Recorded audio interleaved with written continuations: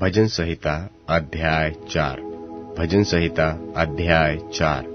हे मेरे धर्ममय परमेश्वर, जब मैं पुकारूं तब मुझे उत्तर दे। जब मैं सकेती में पड़ा तब तूने मुझे विस्तार दिया।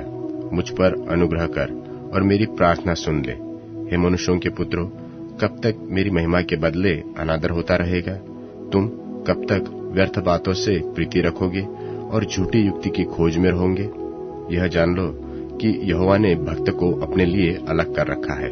जब मैं यहोवा को पुकारूंगा तब वह सुन लेगा। कांपते रहो और पाप मत करो।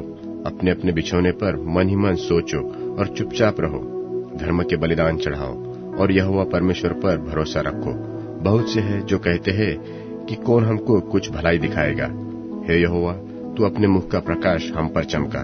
तूने मेरे मन में उससे कहीं अधिक आनंद भर दिया है जो उनको अन्न और दाख मधु की बढ़ती से होती थी। मैं शांति से लेट जाऊंगा और सो जाऊंगा, क्योंकि हे यहोवा, केवल तू ही मुझको एकांत में निश्चित रहने देता है। हालेलुया। सबको जय मसीह की। मैं आप सबको आशीषित करता हूँ आज का जो वचन आपके लिए है, और परमेश्वर इस वचन के द्वारा आपको आशीष देता है। जैसा कि आप लोग जानते हैं कि इस वचन का लेखक जो भजन को लिखने वाला है वो दाऊद है।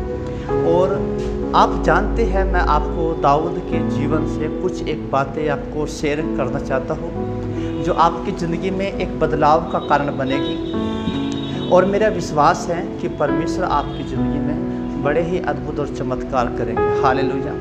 नंबर 1 कि दाऊद जब भी कभी अपनी समस्याओं में घिरता था या वो किसी भी समस्याओं में था, जब दाऊद के पीछे साउल पड़ा हुआ था या वो जंगल में था या फिर वो किसी भी समस्या में था, गोलियत के सामने था या वो किसी लड़ाई में था, तो हम जानते हैं कि उसने लगातार परमेश्वर के सामने जाना पसंद किया।